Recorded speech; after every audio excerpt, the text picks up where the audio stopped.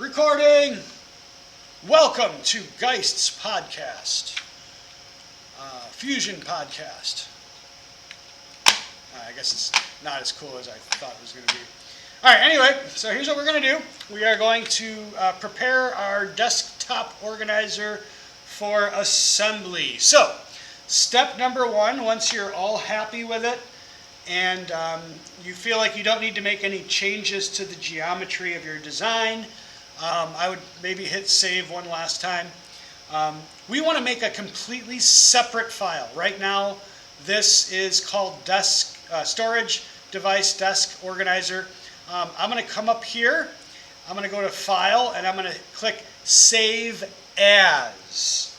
So Save As, what that does is it allows me to make a copy of this complete file, this complete design, and it duplicates it with a new name.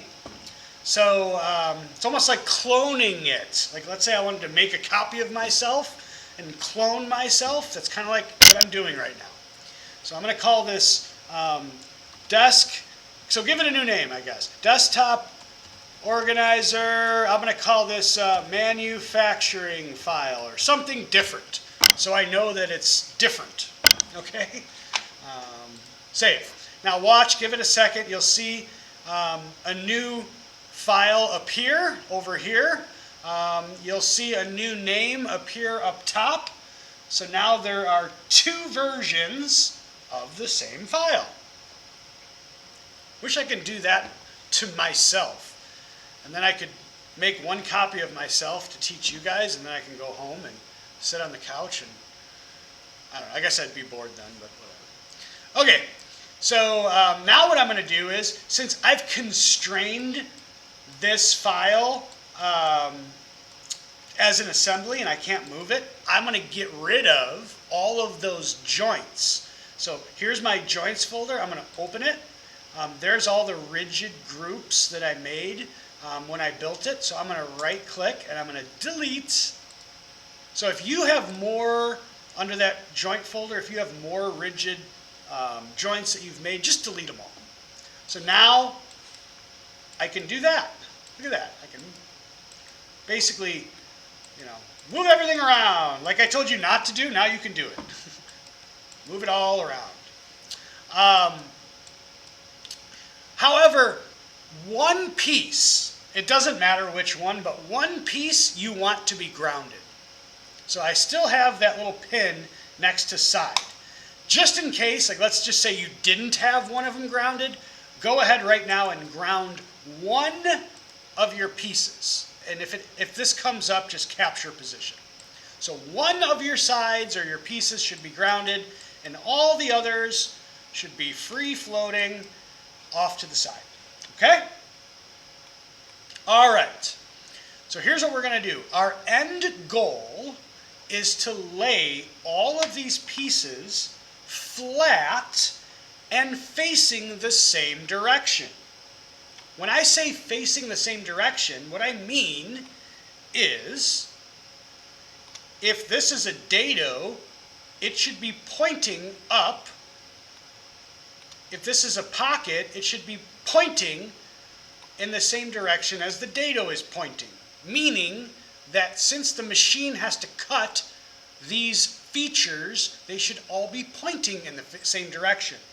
So watch what I do. This is my grounded part. So I'm going to come up to Assemble.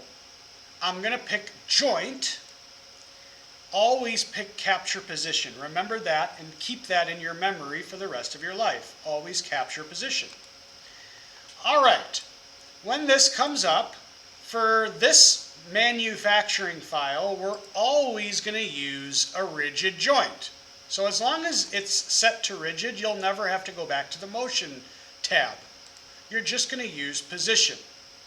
So since this is already grounded, you're going to pick the part that you want to move. So it can be any of these parts, depending on which one you want to move first. But you're going to hover over a face, and then at the same time, you're going to notice a little circular ball, like grip, like you see kind of appearing right there. And when I left click my mouse, that circular little origin ball that appears, I'm going to click, is going to mate with the face and that little circular ball that lights up. They're going to mate together. Watch. Just like that. So the face and then those two little circular white shaded spheres just mated together. But I don't want those two surfaces to mate. I'm going to flip because I want them to be flush and facing the same direction. Now, if I'm going to cut this on the Shopbot, I do not want to hit OK. I'm going to use these arrows and I'm going to drag them apart. So, again, if I look at these two pieces laying on a table and I imagine a 1/4-inch tool cutting these out, there's a couple things I got to think about. Is there enough room for the tool to move around this and around this? So it looks like there is, and I can always change it, or I can always make it, a little further away if I need to. If you need to look at it from the back side, that's fine. But make your adjustments using these arrows, and then when you're happy, hit OK. And now these two are locked in place. Now I'm going to do that again. Come over here, assemble, joint. I'm going to pick the face and a grip. I'm going to lock it to a face. Oh, I picked the wrong one. You see how I did that? Just cancel. I'll do it again. Joint. Face. A grip point. There we go. Face and a grip point. Flip. Look at it from a back view. And slide it into place. Give yourself a little room in between all the components. Try not to waste material. When you're happy, hit OK. Twist it. Assemble, joint. This one does not have any dados or features, so it doesn't matter how I place it. I'm going to flip it. Go to my back. Slide it down. And slide it in. All right. So now, I don't know if there's enough room for my tool to get around all of these, but I'll find out once I do my tool pass, and then I'll be able to tweak them later. If I'm not happy with any of the positions of these, I can always go into my joints folder, right-click, and edit the joint, and then just tweak it by moving these arrows. Always do that. Okay? So, now that I have all of my parts laid flat, just like that, looks like this is actually a little too far to the right. Let me edit that joint. Again, I don't want to waste material. Bring that in a little bit. You can even type in distances if you want to be a little bit more precise. Okay, so now I've laid them flat. I'm going to hit save just to make sure my work is saved. Now, what I'm going to do is I'm going to do just like I did with the keychain back in the milling operation, and I'm going to go to manufacture right here. Okay, now that I'm in manufacture, make sure your units are set to inches. Once your units are set to inches, then what we're going to do is we're going to go to setup. Click on this little setup folder. Everybody's X, Y, and Z is probably going to be jacked up, meaning that your X, Y, and Z is not going to be orientated in the right direction. So we're going to have to fix that. So let me go and click to my little house. There's my house. Okay. So what you're going to want to do, and I know my Zoom might be laggy at home, I'm going to click my little view cube here.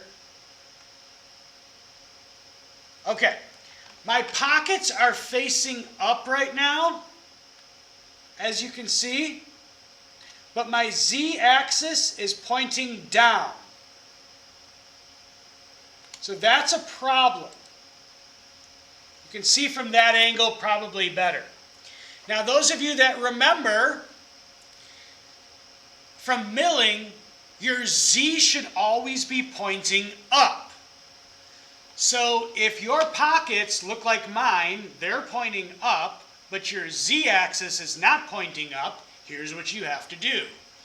If you go to your setup and you go to orientation, model orientation, select your Z-axis and X-axis. This is how you move your coordinate system. It gives you the option of Z-axis and X-axis definitions. So with this highlighted, I can go into my model and I can pick an edge. Any edge of your model that's going in the Z-axis direction. But since my Z-axis is already going in this direction, all I want to do is I want to flip it. So if I click flip, now it's going up. So you can see now my Z-axis is going upwards. So that's good. That's what I want. Once your Z-axis is going up, now what I want to do is I want to make sure that, and if I zoom in, my material is not bigger, my stock is not bigger than the 0.75 inch thick material that I'm using. So go to stock and change the offsets, the side and the top offsets, to 0.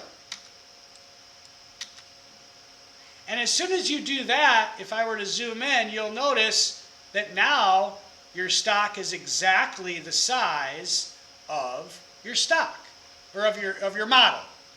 And you can even see down here your Z height is 0.75. Now let's go back to that first setup tab and go down to where it says stock point. And what we're going to do is we're going to pick this front right corner. The one closest to you, just like that. And that's going to define where the starting point is going to be for your X, Y, and Z coordinates. Now before you click away, this is the last step before I stop my, looks like 13-minute video now, sorry, but right now, Fusion doesn't know what to machine. We have to tell it, because there's multiple pieces in here, what the model is. So click on Model and pick all 4 of these pieces. And then hit OK. And now we're all set up and ready to apply our toolpaths, which we'll do in the next session together. But that should get you going. That should get everything laid flat, which is all we did, was we constrained everything flat. We created a setup.